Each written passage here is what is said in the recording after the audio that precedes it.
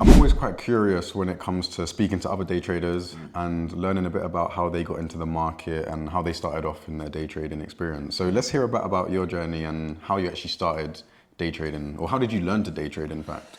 I started day trading, this was in 2020, right? And I left uni. Half a decade now, wow.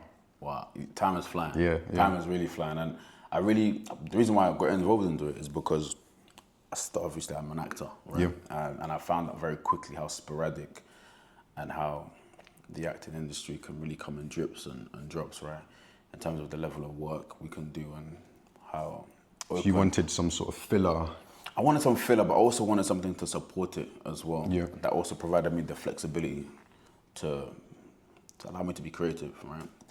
It's quite interesting because they're two very different industries. Very, very different industries. FX markets and acting. FX market, acting. You could say it's the complete opposite. It is the complete opposite, especially from a psychological, emotional point of view. Yeah. So on one hand, as a creative, you have to be so emotionally vulnerable. You have to pour your emotions into the art of the actual acting itself. But then after, when you're now in the trading space, all those emotions have to really be out the window to a degree, right? Or it has to be ultra controlled. Absolutely, right? yeah. So it's certainly two very different hats that I had to learn how to wear in specific times. But I started out in 2020, very early on, alongside the acting as well, actually. And then from there, my main premise was, okay, how do I find the right information? And obviously, what do? We go on the internet, we go on YouTube. And I studied a lot of different people. One of my big shout outs I have to give out is to Q Banks. Q Banks is he's a lifestyle kind of trader, right? He really showed us or at least showed me what the potential is like from the prosperity side of things, right? Then you have somebody that, for instance, like a Swaggy C, right? For me, he was far more of the technical, intricate guy, where I really sat down and I really broke down the chart specifically for him. But then I tapped into later on T-Trades. Now T-Trades was someone that really opened the door in terms of really just tying the loose ends. And where did you come across these guys? I'm assuming YouTube? YouTube, but then I have to give a shout out to Mains, right? Mains, Brennan, who you know, he's the one that gave me the inkling to move into the T-Trade space with ICT, right? And that model specifically, it really did tie the loose ends that I was really trying to find over the last how many years, really.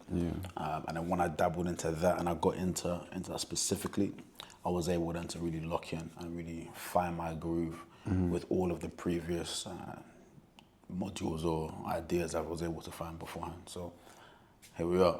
Yeah, Man. That's interesting. So you primarily focused on free education online. Free education online. I never bought a course, man. Wow. Never bought a course. It's interesting because it's the complete opposite for me, actually. Right. So a good friend of mine who actually lives just down the road, Alex, he runs a trading software platform called The Trading Cube. It's an educational-based software that teaches you to become profitable with about 3 or 4 different strategies they have. And that's how I learned. So I learned purely through his software. They've got about, like I said, 3 or 4 different strategies. And I just follow those strategies and it's been going good. But it's interesting how you obviously went down the completely free route. You obviously learned everything online by yourself. That must have been quite a struggle initially. Yeah. Because it is quite a technical industry, right? There's a lot of information that can be sort of confusing, which is why I decided to go down the educational route in terms of buying a software to help me become profitable quicker, because I just wanted one sort of consolidated platform that I could just soak up all the knowledge and get ready in the markets. So it's interesting that you went down the other route, because for some people, it's great, it worked out in your favor, but for some people, I think watching endless videos on YouTube can almost confuse you even more. And then you just never start because you're so confused, you don't know where to start. It's very true. In hindsight now, I must ask myself the question, how didn't I just buy a course? That would have probably increased the learning curve and allowed me to get there a lot sooner. I think the benefit of buying a course is that you're forced to hold yourself accountable. If you're spending money on something, you're more likely to see it through. Whereas, if you're watching content online, you might be excited about watching it for the first few days, but then there's no real commitment. Whereas if you're buying software, you're buying a course, you want to make the most out of your money. So it's quite interesting. 100%. And for me, I just didn't have the money at the time to buy Yeah, the course. and that's- Because the courses, especially at that time, and they probably are even more expensive now. But we're looking at a course for 500, maybe 600 pounds. I've seen some courses being sold for about 3 grand, right? Yeah.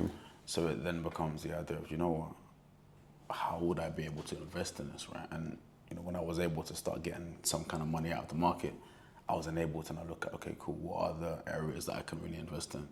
Some for me were the areas of the journaling systems were good. The copy trade systems were good as well, which allows me to pretty much copy my trade from, I guess, one funded account to another. That took like a subscription as well. So now I'm looking at different ways in which, okay, how can I reinvest into the market? Because quite frankly, when traders find themselves in a profitable position, or at least they get like a payout, their first jump is, how can I look like an actual trader? Right? Yeah. We're talking now in the social media space. Yeah, right? yeah. But then you learn very quickly that the trading space is such a brutal space in regards to the fact of how the market is so unforgiving. You've seen some guy on Instagram now today, he's gone missing tomorrow, right? Yeah. Not because he's just ridden off into the sunset and made his millions and doesn't want to be seen anymore. Simply because he's just successful, I guess, to a specific time period, right? But we know that the market moves in seasons. Yep. Right, and it's about how can you really monetize or be successful through the seasons of trading, the highs, the lows, so on and so forth. So for me, it was also, how can I ensure that I'm not just making money in 2 months out of the year or 3 months out of the year? How am I making You wanted to money make it viable, consistent, right?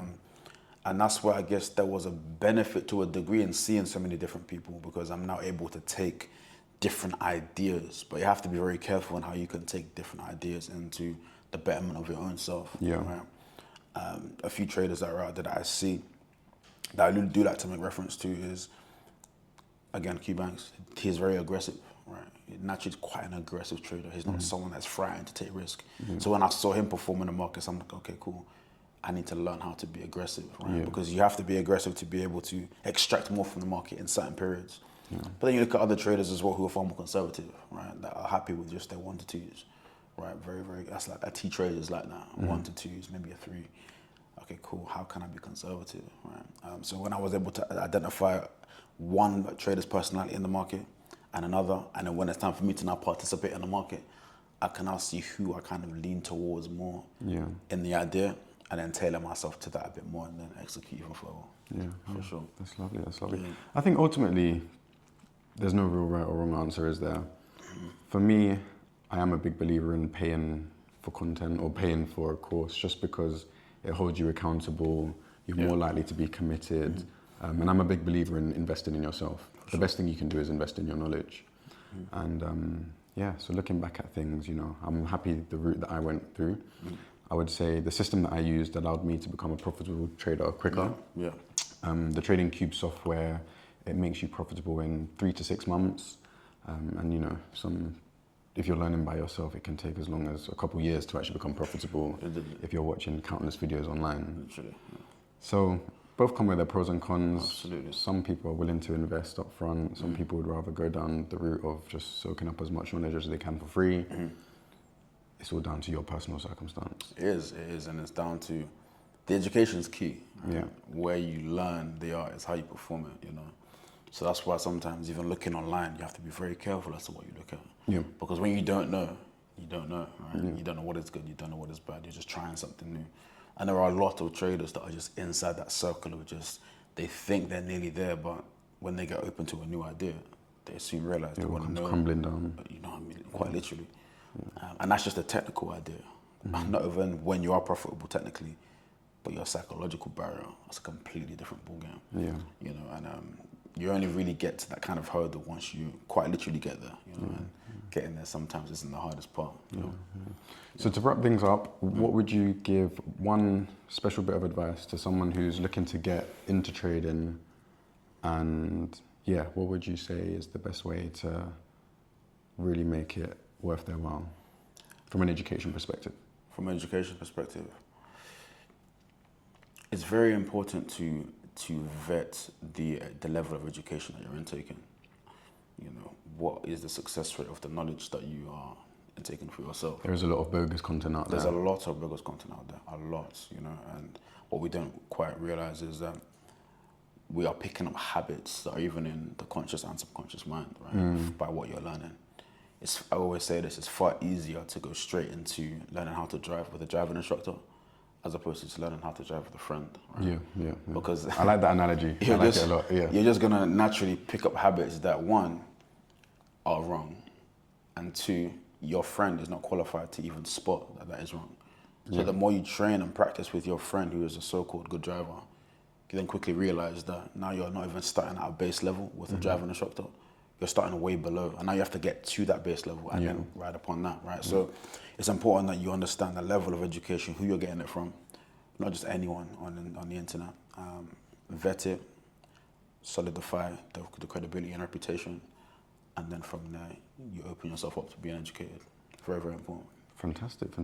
Thank you, man. It's been great chatting to you, David. It's been good chatting to you too, man. It's been good. Yeah, where can they find you?